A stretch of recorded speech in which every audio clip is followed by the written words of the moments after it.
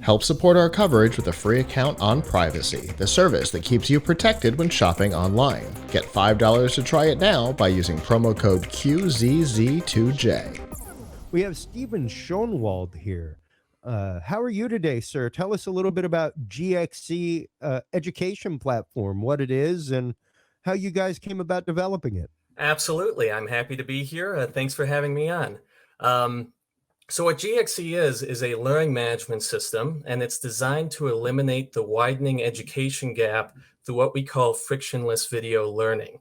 And what something frictionless is, for those that aren't aware, is something that is intuitive and works right the first time and every time thereafter.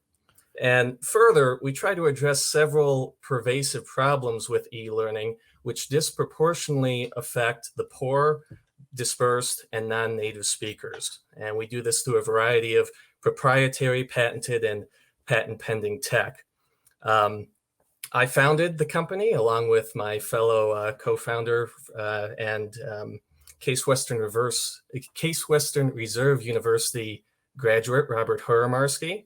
I ended up studying management and getting my MBA. And afterwards, I worked in a number of areas. I was working as a clinical engineer at Cleveland Clinic. I was on the localization team of a popular Japanese video game, worked as a project manager for Fortune 1000 companies, and actually became a sideline technologist for the NFL, ensuring seamless audio and visual playback from the sidelines.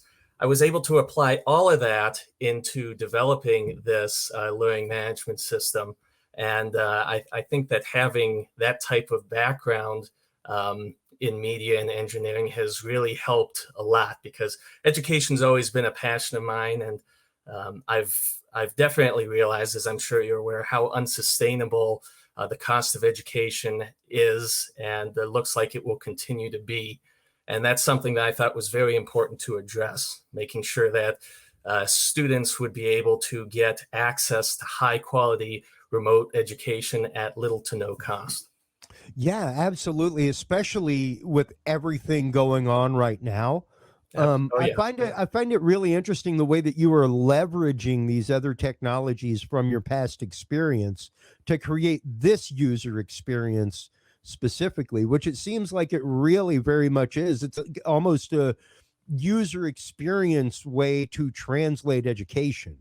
Yeah, I would absolutely say so. And you know, I've tried to work in a variety of fields because of what has interested me. I was able to spend a lot of time in a medical setting, so I understand the needs of earning CME credits if you're a doctor or a nurse, and I've been at those types of events. My work on localizing a Japanese video game into English, that has allowed me to understand how subtitles and translation systems work, and actually help to influence something that we have a patent pending at the moment for our translation system to help international students, the non-native English speakers. Being able to work with video and audio tech for the NFL has helped too, and understanding the needs of various companies working as a tech consultant. It really has all helped to focus what we're trying to do and make something that someone with just a traditional background in education, let's say, might not have been able to conceptualize. Yeah, precisely. And because I come from a family of teachers, and I love seeing educational technology. I myself have my own little experiment in the room next to me. My son, who is about 3.5 years old. Okay. And I've done my own work in the teaching field over the years, and to see the way that he learns, and to know how I learned, and the fact that I was a hands-on learner. As long as I could touch it and move it and manipulate it, I could learn it all day long and repeat it. You give it to me in a book, maybe not. But it trips my wife out to see him with an Amazon Fire and a game that he just got and know how to operate it and find things. And I'm like, you understand that there are people just like you, Stephen, who specifically write these things so that they are universally understood by the brain. Yeah, and you know, getting something that one of the things that we've really focused on is being able to make this learning management system something that is intuitive, able to be used by non-technical users. Because from what I've seen, that's a big thing that trips people up. There's a number of LMSs out there that might be able to do a number of things, but are they really practical? And for the things that need to be done, do they work as intended, or do they end up freezing? Do they end up having problems? That's why we say frictionless video learning. We want it to be perfect every single time. And really what helped inspire me, as I mentioned, I didn't have great experiences with learning management systems when I was attending university. I had, there were all of these supposed features that they had, and I had professors that would just dump a whole bunch of files into a folder. And as the course was going on, you'd say, oh yeah, reference such and such file. And you had to search through everything. It just wasn't a positive experience. Sure. And at the time, there weren't good video tools be it for live streaming or recorded video as well. So this is actually something that for a few years we had been trying to develop even before the pandemic came around.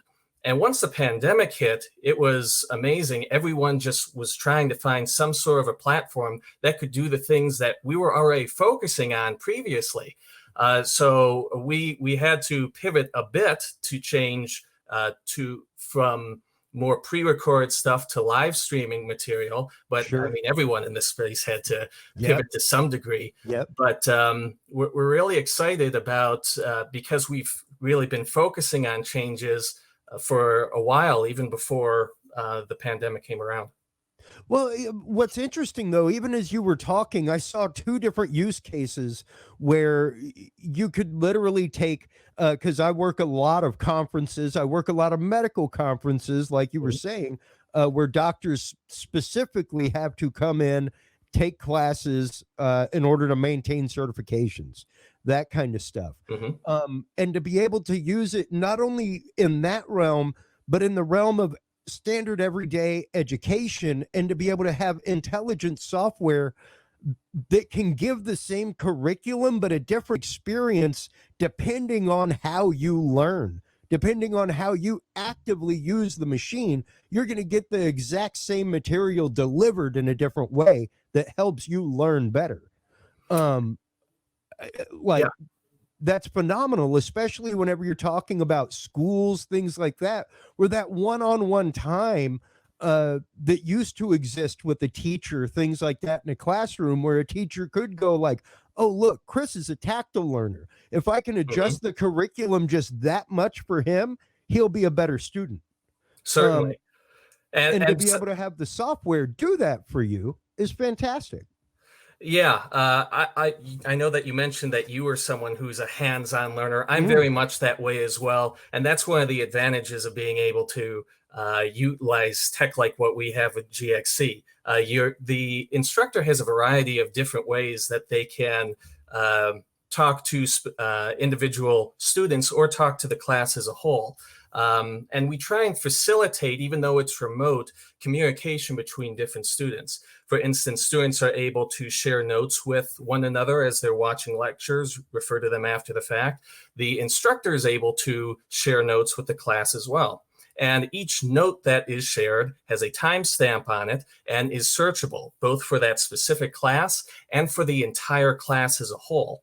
We actually have a fairly robust course-wide search system, so that if, let's say, someone's studying for a quiz, exam, or a final, and there's something that they had trouble on, whatever it might be, they could search for that term, and it would not only search through your notes that have been shared with you or your own personal notes, over the entire semester, Wow. but also a transcript, not only in English, but in other languages that In you your might have native language. Yeah, you could actually search for it in your native language. You'll see everything that mentions that term. And if you click on a timestamp that's right next to the search result, it will load up the video at that exact point at the beginning of the sentence. So you could start learning exactly where you need to. That is absolutely phenomenal. Tell everybody real quick before we let you go where they can go to find out more about the GXC education platform, where they can come to contact you, perhaps get this going in their education system, be it with their business, what have you. Certainly.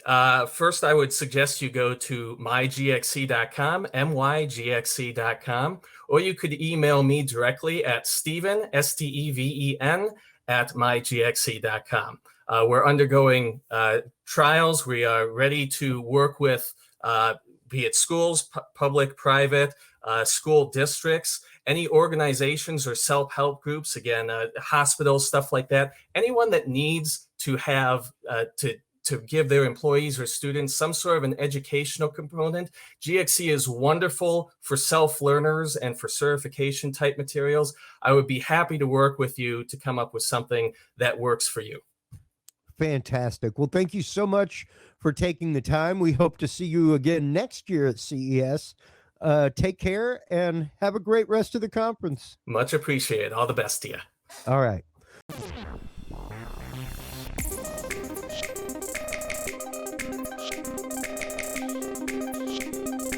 I hope you enjoyed that interview, and if you did, make sure you check out some of the more than 100 interviews we conducted during the virtual CES 2021 coverage. And of course, subscribe here on YouTube, hit the notification bell to learn when we post new content and when we go live.